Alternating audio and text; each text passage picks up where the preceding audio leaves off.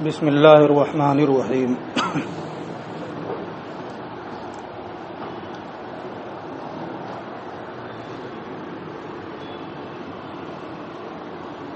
وہذا مبنی علی ان بقاء الشیء معنی زائد علی وجودہ وان القیام معناہ الطبعیۃ فی التحیز۔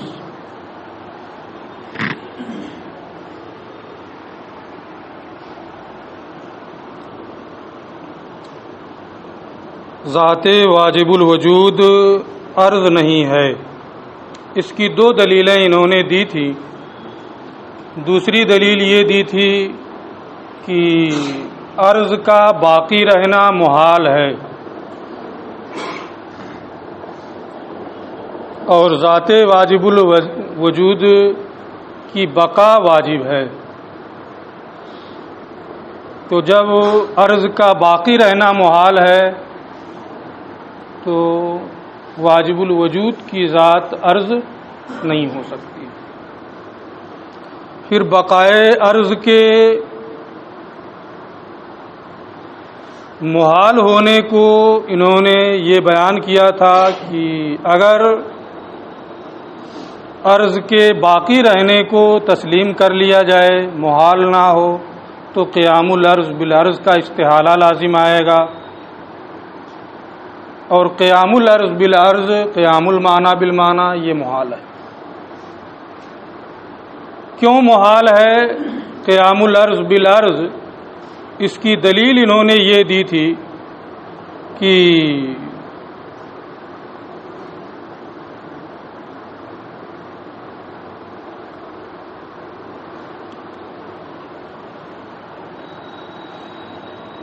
قیام عرض کسی شے کے ساتھ عرض کا قیام، اس کا معنی یہ ہے کہ وہ عرض تحیز میں اس شے کے تابع ہے، اور عرض ہی کے لیے، اس شے ہی کے لیے تحیز اور مکان نہیں ہے، تو پھر وہ دوسرے کا مکان کیسے بن سکتا ہے، دوسرے کی وہ حیز کیسے بن سکتا ہے؟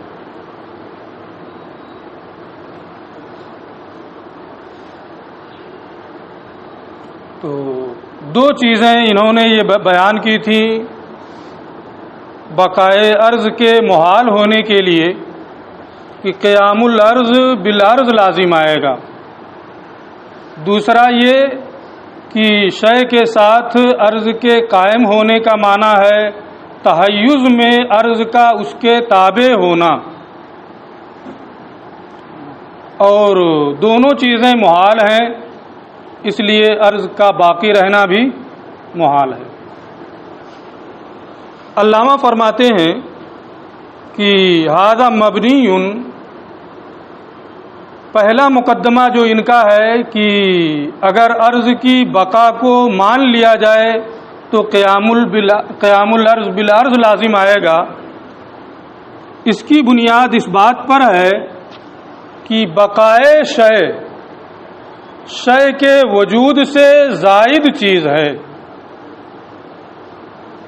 یعنی شے کی بقا یہ الگ ہے اور شے یہ کیا ہے، الگ ہے، دونوں الگ الگ چیزیں ہیں، اور جب دونوں الگ الگ چیزیں ہوں گی تو اب ایسی صورت میں ایک کا دوسرے کے ساتھ قیام لازم آئے گا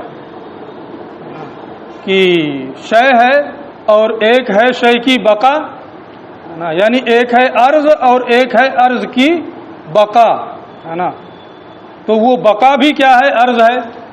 اگر یہ دونوں الگ الگ چیزیں ہوں، عرض اور عرض کی بقا، تو ایسی صورت میں قیام العرض بالعرض کا استحالہ لازم آئے گا۔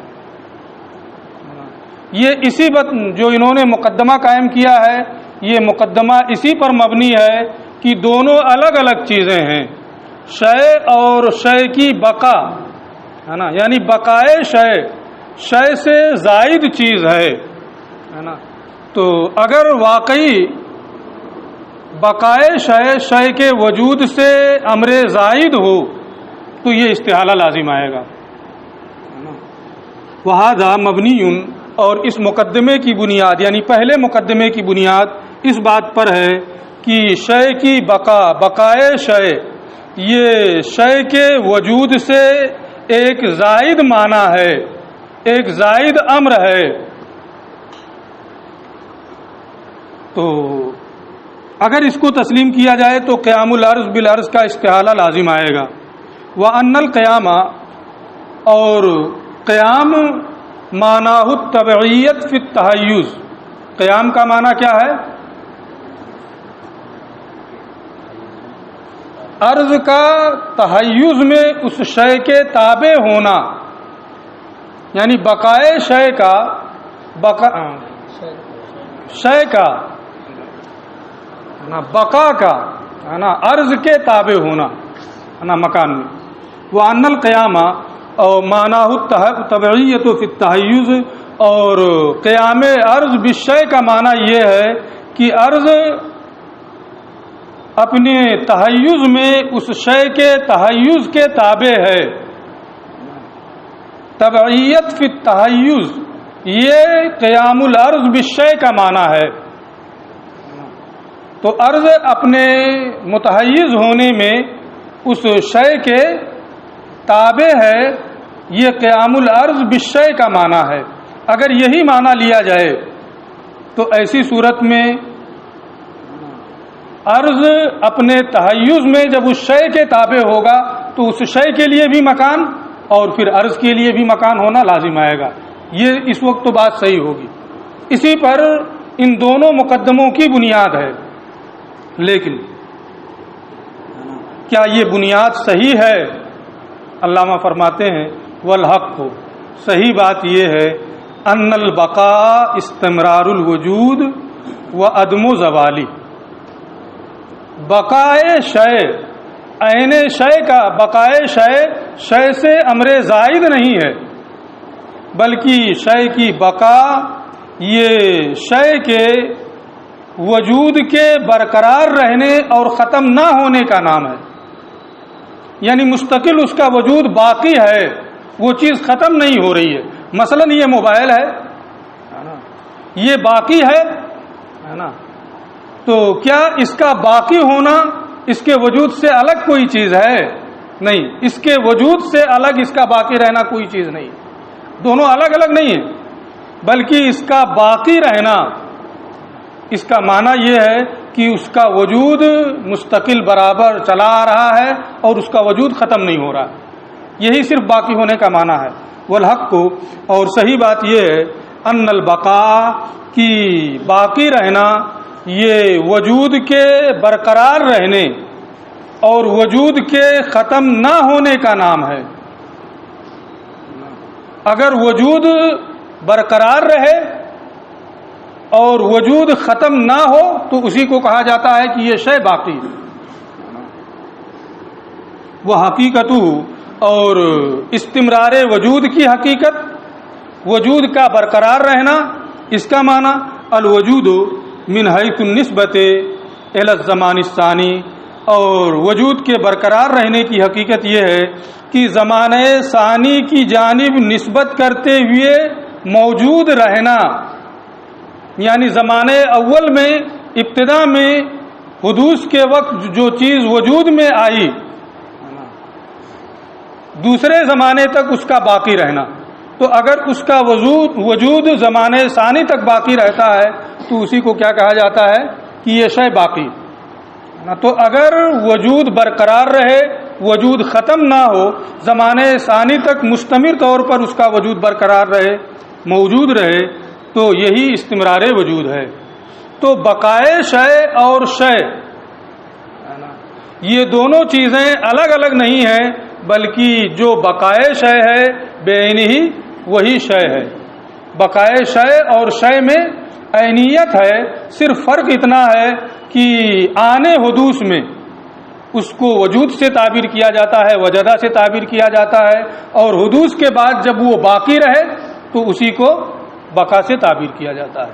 اور جب دونوں میں مغایرت نہیں ہے، بقا یہ وجود سے امر زائد نہیں ہے، تو ایسی صورت میں قیام الارض بالارض کا استحالہ لازم نہیں آئے گا۔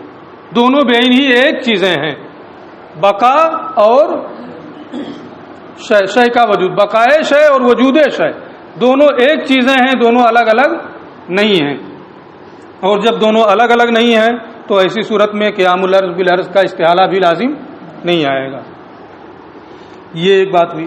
ومعنی قولنا، اب یہاں ایک اعتراض ہوتا ہے کہ تمام لوگوں کے یہاں یہ بات مسلم ہے، وجدہ ولم یبقى، کہ یہ چیز پائی گئی اور باقی نہیں رہی۔ اگر بقائے شے اور وجود شے میں عینیت ہے تو اس میں تو منافات ہو جائے گا، تضاد ہو جائے گا۔ وجدہ ولم یبقى کا معنی کیا ہوگا؟ بقیہ ولم یبقى، دونوں میں عینیت ہے، اور جب دونوں میں عینیت ہے تو وجدہ ولم یبقى کا معنی کیا ہوگا؟ بقیہ ولم یبقى، ہے نا؟ حالانکہ یہ جملہ سب کے نزدیک مسلم ہے کہ یہ صحیح ہے نا، لہذا آپ کا یہ کہنا کہ دونوں میں عینیت ہے یہ صحیح نہیں ہے۔ اس کا یہ جواب دے رہے ہیں، ومعنی قولنا، اور ہمارے قول وجدہ ولم یبقى کا معنی یہ ہے انہ حدث، کہ وہ چیز پائی گئی اور اس کا وجود برقرار نہیں رہا، یعنی یہ دو زمانوں کی جانب نسبت کرتے ہوئے ہے۔ وجدہ جو کہا جا رہا ہے یہ زمانے اول آنے حدوث کی جانب نسبت کرتے ہوئے کہا جا رہا ہے، اور لم یبقى جو کہا جا رہا ہے یہ زمانے ثانی یعنی بقا کی حالت میں دوسرے زمانے کی جانب نسبت کرتے ہوئے کہا جا رہا ہے۔ اور جب دو زمانوں کے اعتبار سے وجدہ ولم یبقى کہا جا رہا ہے تو اس میں تضاد کہاں لازم آئے گا؟ اگر زمانے واحد میں ہوتا وجدہ ولم یبقى، آنے واحد میں وہ پایا بھی جائے اور نہ بھی پایا جائے تو ایسی صورت میں تضاد لازم آتا، لیکن جب آنے واحد نہیں ہے بلکہ وجدہ کا معنی ہے کہ زمانے اول میں وہ چیز پائی گئی، لم یبقى کا معنی ہے کہ زمانے ثانی میں وہ چیز باقی نہیں رہی، ہے نا، یعنی اس کا وجود مستمر نہیں رہا، تو اس میں کوئی تضاد نہیں ہوگا۔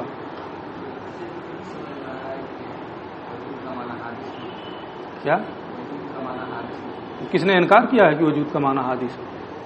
واجب الوجود کا معنی حادث نہیں ہے نا،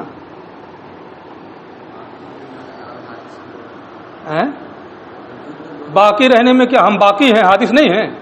موبائل باقی ہے حادث نہیں ہے، تو کیا پریشانی؟ مطلب تم اپنی بات واضح کرو، پریشانی کیا ہے بھائی؟ ہاں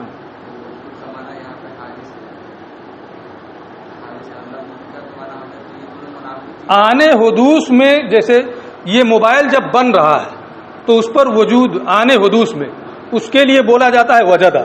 کوئی بھی چیز قلم بننا ہے نا، تو جب یہ بن رہا ہے بننے کے وقت آنے حدوث میں اس کو وجدہ کہا جاتا ہے، اور پھر یہ اب باقی ہے تو اس کو کہا جاتا ہے کہ یہ قلم باقی ہے نا۔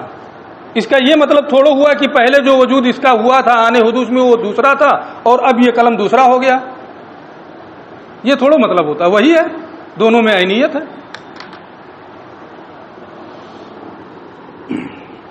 اور ہمارے قول وجدہ ولم یبقى کا معنی یہ ہے انہ حدث، کہ وہ چیز پائی گئی اور اس کا وجود برقرار نہیں رہا، ولم یکن ثابتا فی الزمان الثانی، اور زمانے ثانی میں وہ موجود نہیں رہا، زمانے ثانی میں وہ چیز موجود نہیں رہی، اور زمانے ثانی کی جانب نسبت کرتے ہوئے استمرار وجود اور بقا کا نام دیا جاتا ہے۔ تو جب وجدہ اور وجدہ ولم یبقى کا معنی دو زمانوں کے اعتبار سے ہے تو اس کو لے کر کے آپ کا اعتراض کرنا یہ درست نہیں ہوگا، اور اس میں منافات اور تضاد بھی نہیں ہے۔ وَأَنَّ الْقِيَامَ، دوسرا مقدمہ یہ تھا ان کا کہ قیام الارض بالشیء کا معنی یہ ہے کہ ارض اپنی طبعیت میں، اپنے تحیز میں اس شے کے تحیز کے تابع ہے، ارض اپنے تحیز میں اس شے کے تحیز کے تابع ہے۔ یہ کہتے ہیں کہ قیام الارض بالشیء کا یہ معنی نہیں ہے، قیام الارض بالشیء کا یہ معنی نہیں ہے، بلکہ هو الاختصاص النائط، قیام الارض بالشیء کا معنی ہے کہ ایک اختصاص نائب، یہ لفظ اس سے پہلے بھی آ چکا ہے، یعنی ایک شے کا دوسری شے کے ساتھ اتنا گہرا تعلق ہو، اتنا مضبوط تعلق ہو کہ ان میں سے ایک کو موصوف اور دوسری کو صفت بنا سکیں.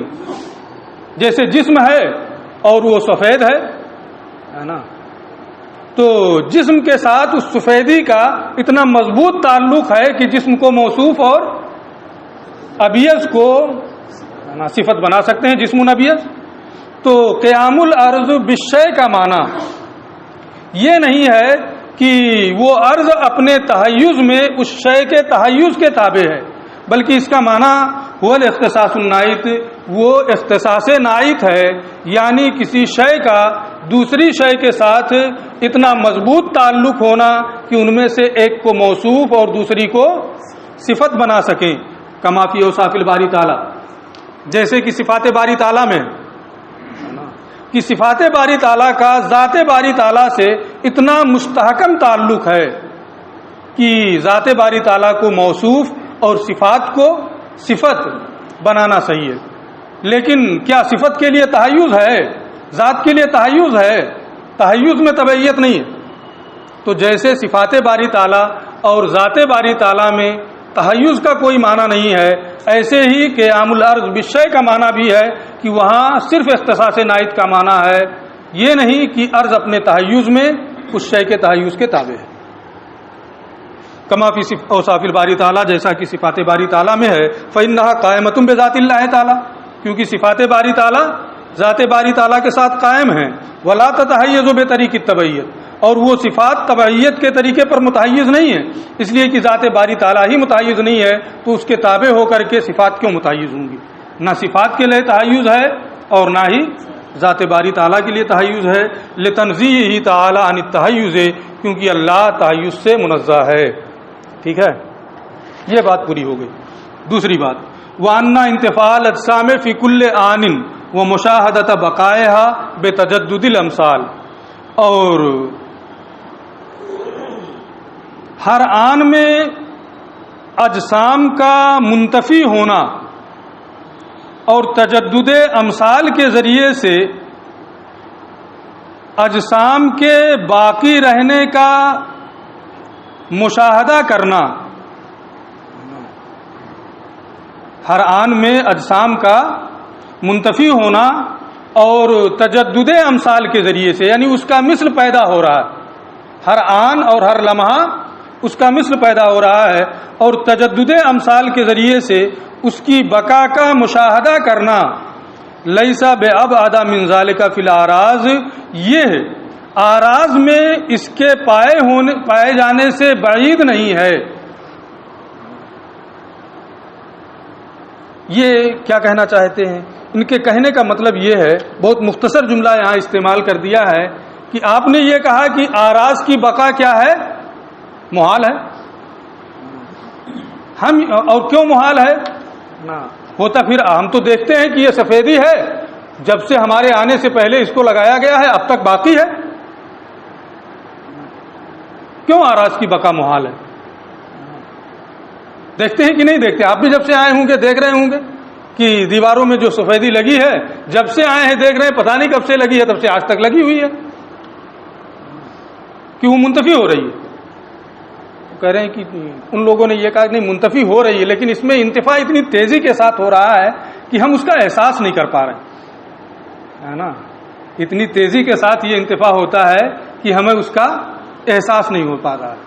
تو پھر اجسام میں یہی ہوگا، اجسام کا منتفی ہونا مشاہدے ہی کے ذریعے سے، حس کے ذریعے ہی سے دونوں کا باقی رہنا ہمیں معلوم ہے. یہ جسم ہے نا، جسم باقی ہے، حس کے ذریعے سے ہمیں معلوم ہو رہا ہے. عرض کو بھی ہم دیکھ رہے ہیں کہ وہ باقی ہے، وہ بھی حسی کے ذریعے سے معلوم ہو رہا ہے. ایک چیز حس کے ذریعے سے معلوم ہو رہی ہے تو آپ کہہ رہے ہیں کہ حس کا فیصلہ صحیح ہے، جسم باقی رہتا ہے، اس میں تجدد امثال کی ضرورت نہیں. اور ایک ہی وہی حس دوسری چیز کو مشاہدے کے ذریعے سے یہ بتاتی کہ نہیں یہ بھی باقی ہے، آپ کہہ رہے ہیں نہیں اس میں تجدد امثال ہوگا. یہ کون سی بات ہوئی؟ یا تو دونوں کے بارے میں آپ یہ کہیں کہ تجدد امثال کے ذریعے سے تجدد امثال کے ذریعے سے ان کی بقا ہے، اور ہر آن جسم بھی منتفی ہوتا رہتا ہے جیسے اعراض منتفی ہوتے رہتے ہیں۔ حالانکہ ایک میں آپ کہتے ہیں کہ نہیں یہ باقی ہے، اگرچہ مشاہدے کے مطابق جو ہم دیکھ رہے ہیں کہ جسم باقی ہے تو یہ باقی ہے، جو حص فیصلہ کر رہا ہے وہی صحیح ہے، اور عرض کے بارے میں جو حص فیصلہ کرے آپ اس کو تسلیم کرنے کے لیے تیار نہیں ہیں۔ دونوں میں تسلیم کیجیے، ایک میں تسلیم کرنا دوسرے میں تسلیم نہ کرنا یہ انصاف نہیں ہے۔ اس لیے اگر جسم کے بارے میں آپ کا یہ کہنا ہے کہ وہ تجدد امثال کے ذریعے سے اس کی بقا کا مشاہدہ کرنا نہیں ہے بلکہ جسم باقی ہے، تو عرض میں بھی آپ کو کہنا پڑے گا کیونکہ وہی حص آراز کے بھی بقا کا مشاہدہ کر رہا ہے۔ نہیں جسم وَأَنَّ انتفاع الْأَجْسَامِ، اور یہ کہ ہر آن اجسام کا منتفی ہونا اور تجدد امثال کے ذریعے سے اس کی بقا کا مشاہدہ کرنا یہ بعید نہیں ہے آراز میں اس کے واقع ہونے سے، ہے نا۔ جو حکم اس کا ہوگا وہی حکم اس کا ہوگا، دونوں ایک حکم میں ہوں گے، ہے نا۔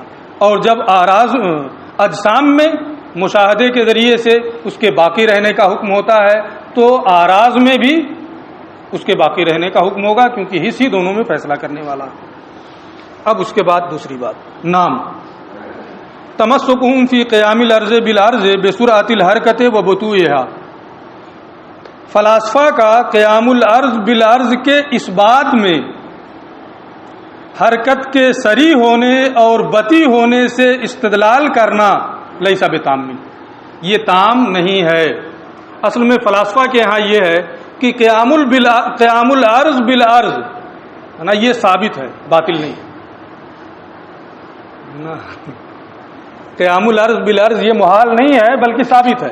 دلیل کیا دیتے ہیں کہ ایک جسم ہے نا، یہی جسم متحرک ہے، تو متحرک ہونا اس جسم کا یہ کیا ہے؟ جسم تو جوہر ہے، اور متحرک ہونا یہ کیا ہے؟ عرض ہے۔ اور یہ متحرک جو ہے یہ حرکت کبھی بطی ہوتی ہے سست رفتار، اور یہی حرکت کبھی کیا ہوتی ہے؟ سری ہوتی ہے تیز رفتار۔ تو حرکت جو عرض ہے اس کے ساتھ ایک دوسری حرکت، اس کے ساتھ ایک دوسرا عرض، ہے نا، سری ہونا یا بطی ہونا قائم ہو رہا، کیوں محال ہے قیام الارض بالارض؟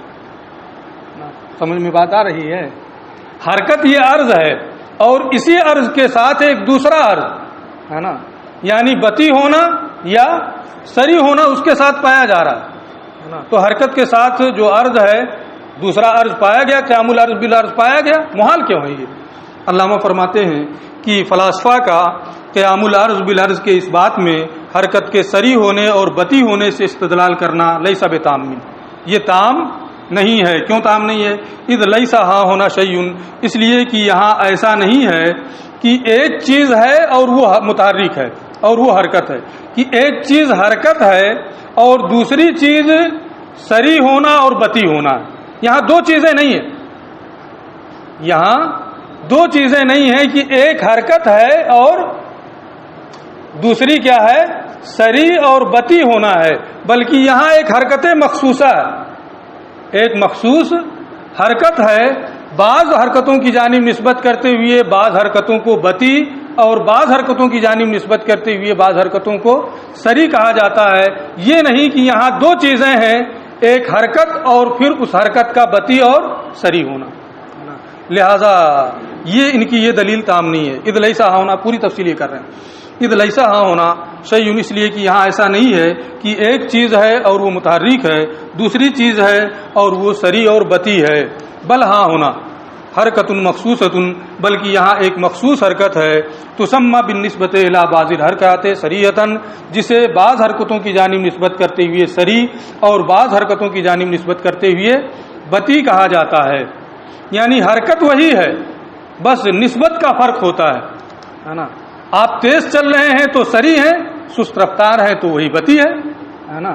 تو یہاں صرف نسبتوں کے اعتبار سے فرق ہوتا ہے، یہاں دو چیزیں نہیں ہیں کہ حرکت کے ساتھ سرعت کا قیام ہو رہا ہے یا حرکت کے ساتھ بطو کا قیام ہو رہا ہے نا، بلکہ وہی حرکت مخصوصہ ہے، بعض کی جانب نسبت کرتے ہوئے کبھی اسی کو سری کہا جاتا ہے اور کبھی اسی کو بطی کہا جاتا ہے۔ لہذا یہاں قیام الارض بالارض ہے ہی نہیں ہے، ایک ہی عرض ہے، اسی کو کبھی بتی باز کی جانب نسبت کرتے ہوئے اور کبھی اسی کو سری باز کی جانب نسبت کرتے ہوئے کہا جاتا ہے۔ اب یہاں سے ایک چیز اور یہ بتا رہے ہیں، بہذا تبینہ، یہاں سے یہ بھی معلوم ہو گیا ان لیست السرعۃ والبطوء، کہ سرعت اور بطوء، سری ہونا اور بتی ہونا، یہ دو مختلف نوعیں نہیں ہیں، یہ دو مختلف نوعیں نہیں ہیں۔ جیسے انسان ہے اور فرس ہے، یہ دو مختلف نوعیں ہیں، ان میں فرق کیسا ہوتا ہے؟ انسان اور فرس میں ان کے ذاتیات کے اعتبار سے دونوں میں فرق ہوتا ہے، کہ اضافت کے اعتبار سے کہ یہ انسان ہے تو اس کی جانب نسبت کرتے ہوئے انسان، فرس ہے تو اضافی فرق نہیں ہوتا ہے، اعتباری فرق نہیں ہوتا ہے، بلکہ انواع مختلفہ میں جو فرق ہوتا ہے وہ ذاتیات کے اعتبار سے فرق ہوتا ہے۔ تو یہ دونوں سری ہونا اور بتی ہونا، یہ دونوں دو مختلف نوعیں نہیں ہیں۔ کیوں؟ اس لیے کہ ان میں فرق جو ہوتا ہے وہ اضافی ہوتا ہے، ایک کی جانب نسبت کرتے ہوئے سری، دوسرے کی جانب نسبت کرتے ہوئے بتی، اور انواع مختلفہ میں جو فرق ہوتا ہے وہ ذاتیات کے اعتبار سے ہوتا ہے۔ یہاں سے یہ معلوم ہوا کہ سرعت اور بطوء یہ دو مختلف نوعیں نہیں ہیں حرکت کی، ہے نا، کہ حرکت کی یہ دو مختلف نوعیں ہوں، جیسے حیوان کی دو مختلف نوعیں انسان اور فرس ہے، ایسا نہیں ہے۔ اذ الانواع الحقیقیہ، کیونکہ جو انواع حقیقیہ ہوتی ہیں وہ اضافات سے مختلف نہیں ہوتی ہیں، بلکہ ان میں ذاتیات کے اعتبار سے اختلاف ہوتا ہے۔ حرکت اور بطوء میں ذاتیات کے اعتبار سے اختلاف نہیں ہے بلکہ نسبت کے اعتبار سے اختلاف ہے، لہذا یہ انواع مختلفہ حرکت کی نہیں ہو سکتی ہیں۔ یہ بات پوری ہو گئی۔ ولا جسم، اللہ عز و جل جسم نہیں ہے۔ کیوں نہیں ہے؟ لأنہ مترکب، اس لیے کہ جو جسم ہوتا ہے وہ مرکب ہوتا ہے، جو مرکب ہوتا ہے وہ اپنی ترکیب میں دوسرے کا محتاج ہوتا ہے، اس لیے اللہ جسم نہیں ہے۔ وہ متحیز، اور اس لیے کہ جو جسم ہوتا ہے اس کے لیے مکان ہوتا ہے اور اللہ مکان سے بھی پاک ہے۔ وذالک امارۃ الحدوث سے، اور جو مرکب ہو وہ ممکن ہوتا ہے، جو کسی مکان میں ہو وہ بھی ممکن ہوتا ہے مکان کے محتاج ہونے کی، مکان کی جانب محتاج ہونے کی وجہ سے، اور یہ دونوں چیزیں حادث ہونے کی علامت ہیں اور اللہ حدوث سے پاک ہے۔ ولا جوہر، اور اللہ عز و جل جوہر نہیں ہے۔ ہمارے نزدیک اللہ عز و جل جوہر نہیں ہے، فلأنہ اسم للجزء الذی لا یتجزا، اس لیے کہ جوہر ہمارے نزدیک جزء لا یتجزا کو کہتے ہیں، اور جزء لا یتجزا کی دو صورتیں ہوتی ہیں، آپ ماسبق میں پڑھ چکے ہیں، وہ متحیز ہوتا ہے اور دوسری چیز کہ وہ کسی جسم کا جز ہوتا ہے۔ اب اگر اللہ عز و جل کے لیے مانا جائے کہ وہ جوہر ہے تو اس کے لیے متحیز ہونا بھی لازم آئے گا اور کسی جسم کا جز ہونا بھی لازم آئے گا، اور جسم کا جز ہونا یہ ترکیب کی علامت اور ترکیب یہ حادث ہونے کی علامت، لہذا ہمارے نزدیک اللہ عز و جل کیا ہے؟ جوہر نہیں ہے۔ ٹھیک ہے، ہمارے اللہ عز و جل صانع عالم واجب الوجود لذاتہ، یہ جوہر نہیں ہے، ہمارے نزدیک جوہر نہیں ہے۔ اس کی وجہ یہ ہے کہ جوہر نام ہے جزء لا یتجزا کا، اور جزء لا یتجزا متحیز ہوتا ہے، وہ جزء من الجسم، اور وہ جسم کا جز ہوتا ہے۔ واللہ تعالی متعال عن ذلک، اور اللہ متحیز ہونے سے بھی پاک ہے اور جسم کا جز ہونے سے بھی پاک ہے، لہذا ہمارے نزدیک اللہ جوہر نہیں ہے۔ فلاسفہ بھی کہتے ہیں کہ اللہ جوہر نہیں ہے نا، ان کے یہاں جوہر کی دو تعبیریں ہیں۔ ایک تعبیر یہ ہے کہ جوہر اس موجود کو کہتے ہیں جو کسی محل کا محتاج نہ ہو، دوسری تعبیر یہ ہے کہ جوہر اس ماہیت ممکنہ کو کہتے ہیں کہ جو اپنے وجود میں کسی محل کی محتاج نہ ہو۔ یہ دو تعبیریں ہیں، دونوں تعبیروں کے اعتبار سے وضاحت۔ وہ اما عند الفلاسفہ، فلاسفہ کے نزدیک بھی اللہ صانع عالم جوہر نہیں ہے، فلأنہم، اس کی وجہ یہ ہے وَإِن جَعَلُوهُ، تو اس لیے کہ فلاسفہ نے اگرچہ جوہر کو ایسے موجود کا نام ٹھہرایا ہے، لا فی موضوع، جو کسی موضوع کا محتاج نہ ہو، یعنی وہ جوہر کی تعریف یہ کرتے ہیں کہ ایسا موجود جو کسی محل کا محتاج نہ ہو، مجردن کانا و متحیزن، خواہ وہ مجرد ہو یا متحیز ہو نا۔ تو اس تعبیر کے اعتبار سے کہ ایسا موجود جو کسی محل کا کسی موضوع کا محتاج نہ ہو، اس کے اعتبار سے ان کے نزدیک ذات باری تعالیٰ کو جوہر کہنا صحیح ہوگا، ہے نا، کیونکہ وہ موجود ہے اور کسی محل کا محتاج نہیں ہے۔ لیکن جعلوہ ہو، لیکن فلاسفہ نے جوہر کو ممکن کے اقسام سے ٹھہرایا ہے، یعنی جوہر کے بارے میں وہ کہتے ہیں کہ وہ ممکن کی ایک قسم ہے۔ وہ ارادو بھی، اور جوہر کی حقیقت سے وہ مراد لیتے ہیں الماہیت الممکنہ التی اذا وجدت کانت لا فی موضوع، کہ جوہر سے مراد وہ ماہیت ممکنہ ہے کہ جب وہ پائی جائے تو کسی محل کی محتاج نہ ہو۔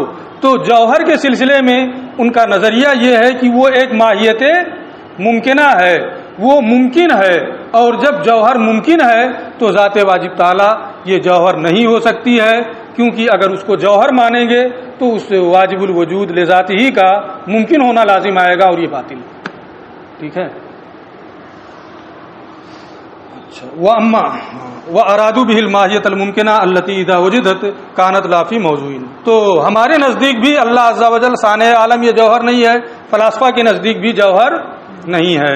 وَأَمَّا إِذَا أُرِيدَ بِهِمَا، لیکن جب جسم سے اور جوہر سے مراد لیا جائے، جسم سے مراد لیں قائم بذات ہی، جسم کا ایک معنی کیا ہوتا ہے؟ قائم بذات ہے۔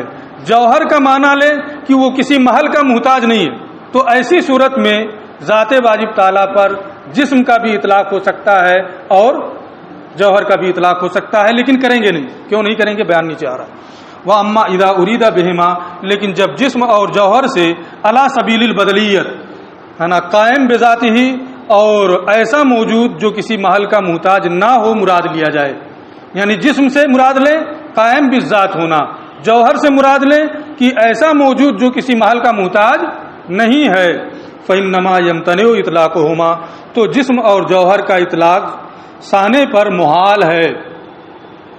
جب یہ معنی مراد لیں گے تب کیوں محال ہے؟ یہ کہتے ہیں من جہت عدم ورود الشرع بذالک، کیونکہ شریعت میں اللہ عز و جل کی ذات کے لیے اس لفظ کا استعمال وارد نہیں ہے، تو چونکہ شرع میں کسی نص میں یہ لفظ وارد نہیں ہے، اس لیے اللہ پر اس لفظ کا اطلاق نہیں کیا جائے گا۔ اور دوسری وجہ یہ ہے ما تبادل الفہم الی المرکب والمتحیز، کہ جب جسم اور جوہر کا لفظ بولا جاتا ہے تو ذہن اس چیز کی جانب سبقت کرتا ہے جو مرکب ہو، اور اس چیز کی جانب سبقت کرتا ہے جو کسی مکان میں ہو، تو تبادر ذہنی ترکیب کی جانب اور کسی مکان کی جانب ذہن کا تبادر ہوتا ہے، اس لیے اس تبادر سے بچنے کے لیے اللہ کو جسم اور جوہر نہیں کہیں گے۔ وہ ذہاب المجسمہ والنصارہ، اور مجسمہ اور نصارہ کے جسم اور جوہر کے ذات باری تعالیٰ پر اطلاق کے جانب جانے کی وجہ سے، ذات باری تعالیٰ پر جسم اور جوہر کے اطلاق کی جانب مجسمہ اور نصارہ کے جانے کی وجہ سے بالمعنی الذی، ایسے معنی کی وجہ سے الذی یجب تنزیہ اللہ تعالی عنہ، جس سے اللہ عز و جل کی تنزیہ واجب ہے۔ یعنی فرقہ مجسمہ اور فرقہ نصارہ کا یہ مذہب ہے کہ جیسے ہمارا جسم ہے ایسے اللہ عز و جل کا جسم ہے، تو اگر ہم ذات باری تعالیٰ پر جسم اور جوہر کا اطلاق کریں گے تو فرقہ مجسمہ سے مشابہت لازم آئے گی۔ اس مشابہت سے بچنے کے لیے ذات باری تعالیٰ پر جسم اور جوہر کا اطلاق نہیں ہوتا ہے۔